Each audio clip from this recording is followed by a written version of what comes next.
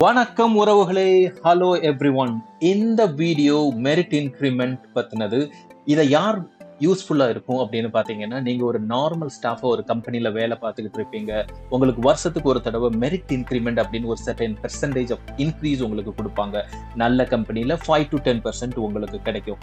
Behind the scenes இந்த merit increment தர பின்னாடி என்னென்ன ஃபேக்டர்ஸ்லாம் வைட்டல் ப்ளே பண்ணுது, இவங்க இதை எப்படி டிசைன் பண்றாங்க, எப்படி நமக்கு இது கொடுக்குறாங்க, எனக்கு ஒரு 5% கிடைக்குது, என்னோட கொலீக்கு ஒரு 7.5% கிடைக்குது, இது எப்படி நடக்குது, இது எப்படி டிசைன் பண்றாங்கன்னு நீங்க தெரிஞ்சுக்கணும் அப்படின்னா இந்த வீடியோ உங்களுக்கு ரொம்ப யூஸ்ஃபுல். ரெண்டாவது, நீங்க ஒரு காம்பன்சேஷன் ப்ரொஃபஷனலா இருக்கலாம். You want to know how to design and develop the market best practice, இது உங்களுக்கு ரொம்ப யூஸ்ஃபுல்லா இருக்கும். மூன்றாவது, நீங்க ஒரு ஸ்டூடெண்டா இருக்கலாம், பேச்சுலர் ஆஃப் பிசினஸ் அட்மினிஸ்ட்ரேஷன் படிச்சு கொண்டு இருக்கலாம். அதுல ஹியூமன் ரிசோர்ஸ் மேஜர் எடுத்துருந்தீங்க அப்படின்னா காம்பன்சேஷன் பெனிஃபிட்ஸ் அப்படிங்கிற ஒரு டாபிக் வரும். நீங்க 10-20 பேஜ் படிச்சு தெரிஞ்சுக்கிறத விட இந்த ஒரு ப்ராக்டிக்கல் எக்ஸசைஸ் உங்களுக்கு செம நாலேஜ் கொடுக்கும். Real time world experience. Let's get in to the video. சரிங்க, இதுதான் நம்மளோட சாம்பிள் ஃபைல். இது merit increment for staff year 2024 நம்ம டிசைன் பண்ண போறோம். ஓகேவா?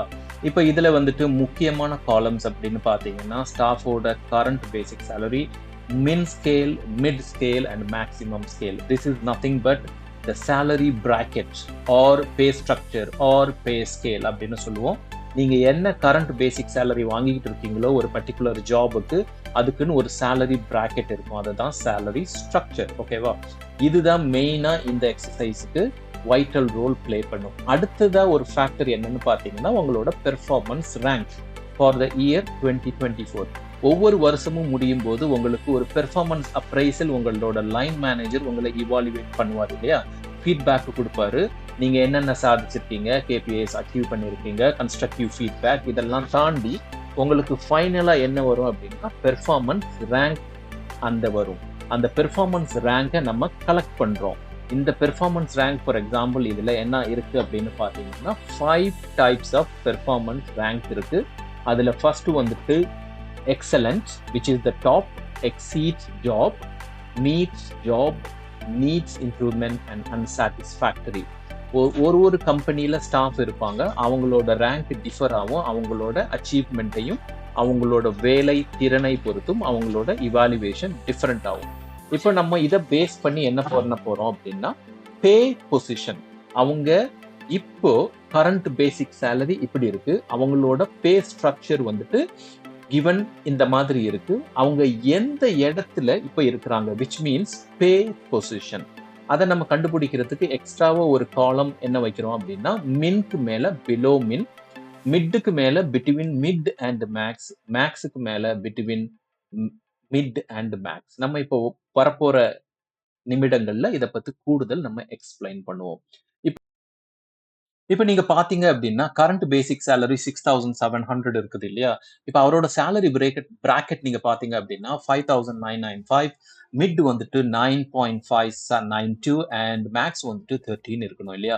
இப்ப இவர் எந்த இடத்துல இருக்கிறாரு அப்படின்னு நம்ம 2000-3000 ரெக்கார்ட்ஸ் இருக்கிற இடத்துல நம்மளால டக்குன்னு கண்டுபிடிக்க முடியாது. அதுக்காக வேண்டி நம்ம எக்ஸ் லுக்அப் ஃபங்க்ஷன் யூஸ் பண்றோம். எக்ஸ் லுக்அப் ஃபங்க்ஷன் பத்தி நம்ம வீடியோ போட்டிருக்கோம், தெரியாதவங்க அந்த வீடியோ பாருங்க, செம யூஸ்ஃபுல் ஃபங்க்ஷன். இது என்ன செய்யுது அப்படின்னா, எந்த வேல்யூவை நீங்க பார்க்கணும், இந்த இடத்துல நம்ம என்ன வேல்யூ பார்க்கணும், கரண்ட் பேசிக், ஆமா, எங்க பார்க்கணும் அப்படின்னா மிட் மேக்ஸ் அந்த ரேஞ்சை நம்ம செலக்ட் பண்ணியிருக்கோம். அப்புறமா என்ன செய்யணும் அப்படின்னா, அந்த செலக்டட் ரேஞ்சை செலக்ட் பண்ணதுக்கு அப்புறம் அது என்ன செய்யணும், ரிட்டன் அரே என்ன செய்யணும் அப்படின்னா, அப்படியே மேல அது வித் மின் ஸ்கேல்ல இருந்துச்சு அப்படின்னா எனக்கு பிலோ மின்னு கொடு, மிட் ஸ்கேல்ல இருந்துச்சு அப்படின்னா பிட்வீன் மின் அண்ட் மிட் கொடு, மேக்ஸ் ஸ்கேல்ல இருந்துச்சுன்னா பிட்வீன் மிட் அண்ட் மேக்ஸ் கொடு. அப்படி இல்லை அப்படின்னா பிளாங்கா கொடுக்கறதுக்கு பதிலா அபவ் மேக்ஸ்ன்னு கொடுன்னு நம்ம ஃபார்முலா செலக்ட் பண்ணி முடிச்சிருக்கோம். இப்போ அந்த ஃபார்முலா படி நமக்கு பே பொசிஷன் வந்துட்டு சூப்பரா நம்ம காலம்ல வந்துட்டு இதை நம்ம இவாலுவேட் பண்ணி பார்க்கலாம். ஃபார் எக்ஸாம்பிள் அகெயின் 6,700 இதை என்ன செய்யும், 600-700 எடுக்கும். எடுத்து அந்த ரேஞ்சில் போய் பார்க்கும். 5,995 which is equal to 6,700 இல்ல. அப்போ நம்ம ஒன்னு கொடுத்திருக்கோம், எக்ஸாக்ட் மேட்ச் இல்ல அப்படின்னா அதோட நெக்ஸ்ட் கிரேட்டர் வேல்யூ. அப்படின்னு பார்க்கும்போது இது என்ன செய்யுது அப்படின்னா 5995 பார்க்கும். இல்லை அப்படின்னா அடுத்த கிரேட்டர் வேல்யூ 9592 கொடுத்து அங்க நின்னுட்டு பிட்வீன் மின் அண்ட் மிட் அப்படின்னு நமக்கு கரெக்டா கொடுத்துருக்கு. இப்போ 14500 நீங்க எடுத்து பாத்தீங்க அப்படின்னா அந்த ரேஞ்சிலே இல்லை, அதனால அபோவ் மேக்ஸ் கொடுத்துட்டு. இப்போ ஃபார் எக்ஸாம்பிள் இன்னொரு வேல்யூ நம்ம எடுத்து பார்க்குறோம். இங்க பாருங்க 9000 இருக்கு. அப்ப 5995 நாட் ஈக்குவல் டு 9000. அப்ப இது என்ன செய்யும், அடுத்த வேல்யூக்கு போவோம். அந்த 5995க்கு அடுத்த வேல்யூ இங்க என்ன இருக்கு அப்படின்னா 9592 இருக்கு. நம்ம ஃபார்முலால 1 தான் கொடுத்துருக்கோம், அதனால எக்ஸாக்ட் மேட்ச். அப்படி இல்லைன்னா அதுக்கு அடுத்த கிரேட்டர் வேல்யூன்னு சொல்றோம். அது அப்படியே மேல போகும், ஏன்னா ரிட்டர்ன் வேல்யூ அரே நம்ம அதுதான் கொடுத்துருக்கோம். அதனால பிட்வீன் மின் அண்ட் மிட்னு கொடுத்துட்டு இந்த ஒரு ஃபார்முலாவை வச்சு நம்ம சூப்பரா என்ன பண்ணலாம் அப்படின்னா, எந்த ஸ்டாஃப் ஓகே இந்த டேட்டா பேஸ்ல 2000 3000 10,000 ஸ்டாஃப் இருந்தாலும் அவங்களோட current basic now where they are within the given pay structure, அதாவது அவங்க எங்க இப்ப இருக்கிறாங்க, விச் மீன்ஸ் பே பொசிஷன், அதை நம்ம ஐடென்டிஃபை செய்யறோம். சரியா?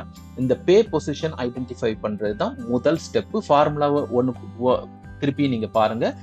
எக்ஸ் லுக்கப் என்ன பார்க்கணும், விச் இஸ் த பேசிக், எங்க பார்க்கணும் மின் மிட் மேக்ஸ், ரிட்டர்ன் அரே என்னது மேல நம்ம வந்துட்டு ஒரு வேல்யூ கொடுத்துருக்கோம், அதை நம்ம டாலர் சைன் போட்டு அப்சல்யூட்டா மாத்திட்டோம், ஏன்னா கீழே காப்பி பேஸ்ட் பண்ணும்போது ரெஃபரன்ஸ் மாறக்கூடாது. இப்ப அதுல இல்லை அப்படின்னா அபோவ் மேக்ஸ் கொடுத்துட்டு அப்படின்னு செஞ்சோம். அதுதான் நம்ம ஃபார்முலாவோட டீகோடிங். ஓகேவா?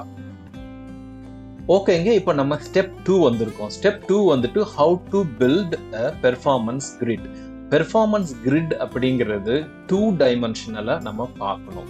ஒரு ஸ்டாஃபுக்கு நீங்க மெரிட் இன்க்ரிமெண்ட் கொடுக்குறீங்க அப்படின்னா there should be a scientific approach behind your action. ஓகேவா? அந்த சயின்டிபிக் அப்ரோச் தான் இந்த பெர்ஃபார்மன்ஸ் கிரிட்.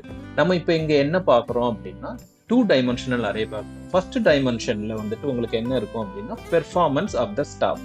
நமக்கு தெரியும் இங்க 5 பெர்ஃபார்மன்ஸ் ரேங்க் இருந்துச்சு. Excellent, exceeds, meets job, needs improvement and unsatisfactory. அதாவது ஒரு ஸ்டாஃப் ஏதாவது ஒரு ரேங்க் எடுத்திருப்பாரு, ஒன்னு மீட்ஸ் ஜாபா இருப்பாரு, இல்லைன்னா எக்ஸலண்ட் ஸ்டாஃபா இருப்பாரு. அதைத்தான் இங்க நம்ம ஃபர்ஸ்ட் டைமென்ஷன்ல கன்சிடர் பண்றோம். ரெண்டாவது என்ன அப்படின்னா பே பொசிஷன். இப்ப நம்ம கண்டுபிடிச்சோம் இல்லையா ஸ்டெப் 1, ஒரு ஸ்டாஃப் அவரோட கரண்ட் பேசிக்கை பொறுத்து எங்க இருக்கிறாரு, where he is in terms of pay position. அப்ப பே பொசிஷன் வந்து நமக்கு தெரியும். ஒரு ஸ்டாஃப் மேபி பிலோ மின் அப்படின்னு இருப்பாரு. பிலோ மின் வந்துட்டு அக்செப்டபிள் கிடையாதுங்க, ஏன்னா நம்ம மின் டு மிட் மேக்ஸ் அப்படின்னு ஒரு சேலரி ஸ்ட்ரக்சர் வைக்கும்போது அவங்க கரெக்டா அந்த ரேஞ்சுக்குள்ளதான் இருக்கணும். பட் சம்டைம்ஸ் இருக்கிறதுக்கு சான்ஸ் இருக்கு டியூ டு வேரியஸ் ரீசன்ஸ். சில பேர் பிட்வீன் மின் அண்ட் மிட் இருப்பாங்க, வெரி அக்செப்டபிள், நியூ ஸ்டாஃபா இருப்பாங்க, அவங்க அதுல இருப்பாங்க. சில பேர் பிட்வீன் மிட் அண்ட் மேக்ஸா இருப்பாங்க, கம்பெனில சேர்ந்து 5-6 வருஷம் ஆயிருக்கும், எக்ஸ்பீரியன்ஸ் ஸ்டாஃப், நிறைய மெரிட் இன்கிரிமெண்ட்ஸ் வாங்கியிருப்பாங்க, அதனால அவங்க சம்பளம் கிராஜுவலா இன்க்ரீஸ் ஆகும். சில பேர் அபவ் மேக்ஸ் இருப்பாங்க, இதுவும் அன்அக்செப்டபிள்ங்க. ஏன்னா சம்டைம்ஸ் ரொம்ப டிமாண்டட் எம்ப்ளாயிஸை வந்துட்டு மார்க்கெட்ல ரொம்ப கம்மியா இருக்கும்போது நம்ம அதிக சம்பளம் கொடுத்து அவங்களை அட்ராக்ட் பண்ணுவோம், அதனால இருக்கிறதுக்கு சான்ஸ் இருக்கு. ஓகேவா? இப்ப நம்ம என்ன பண்றோம் அப்படின்னா ஆங்கர் செல், இந்த எல்லோ வந்துட்டு நம்ம ஆங்கர் செல் அப்படிம்போம்.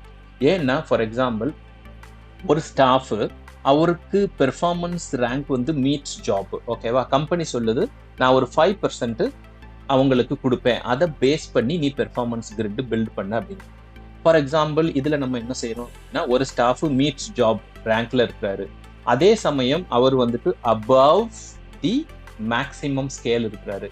அப்படி இருக்கிறவரை நம்ம என்ன பண்றோம் 5% கொடுக்குறோம். அப்புறமா எக்ஸீட்ஸ் ஜாப் இருக்கிறவரை 7.5 கொடுக்குறோம், ஏன்னா அவங்களுக்கு வந்துட்டு 150% நம்ம கொடுக்குறோம். சரியா? மீட்ஸ் ஜாப் வந்துட்டு 100 வாங்கும்போது எக்ஸீட் ஜாப் வந்து 150 வாங்குறாரு. அதே மாதிரி எக்ஸலண்ட் அதுக்கு டாப்ல இருக்கிறவ வந்து 200% நம்ம வாங்குறாரு. நீட்ஸ் இம்ப்ரூவ்மெண்ட் வந்துட்டு 50% வாங்குறாரு. அன்சாட்டிஸ்ஃபேக்டரி வந்துட்டு 0% நம்ம கொடுக்குறோம். ஓகே, இப்போ இதே ஃபார்முலாவை இதே பேட்டர்னை நம்ம அப்படியே இந்த பெர்ஃபார்மன்ஸ் கிரிட்ல நம்ம ஃபாலோ பண்ண போறோம். இப்போ பாருங்க, இப்போ வந்துட்டு அந்த மீட்ஸ் ஜாப் இருக்குது இல்லையா, அதுல 5% எப்போ ஒரு ஸ்டாஃப் அபவ் மேக்ஸா இருந்தா மீட்ஸ் ஜாபா இருந்துச்சுன்னா அவர் 5% வாங்குறாரு. இதே இது அவர் வந்துட்டு பிட்வீன் மிட் அண்ட் மேக்ஸா இருக்கும்போது அவருக்கு வந்துட்டு 120% நம்ம கொடுக்குறோம். அதே போல அவர் பிட்வீன் மின் அண்ட் மிட்ல இருக்கும்போது அவருக்கு 140% கொடுக்குறோம். பிலோ மின்னா இருக்கும்போது அவருக்கு வந்துட்டு 160% கொடுக்குறோம். which has the same concept of as compensation professionals we make sure that never a richer get more richer, and people who are getting low paid for whatever reason, they supposed to get paid more increment compared to the people who are already getting paid above the pay structure which is above max or between mid and max. இதைத்தான் நம்ம இந்த கிரிட்ல நம்ம follow பண்றோம். இப்ப பாருங்க, meet ஜாபுக்கு நம்ம கிளியரா பில்ட் பண்ணியாச்சு. அதை அப்படியே நம்ம என்ன பண்றோம் அப்படின்னா மத்த எக்ஸீட் ஜாபுக்கு நம்ம ஃபர்தரா ப்ரொசீட் பண்றோம்.